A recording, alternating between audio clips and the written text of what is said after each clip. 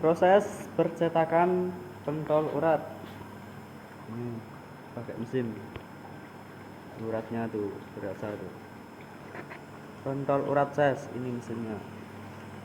Ini pentol tahu masih direbus. Yang sudah matang itu tahunya dikipasi dulu. Ini tahunya ses. Ini bakso urat.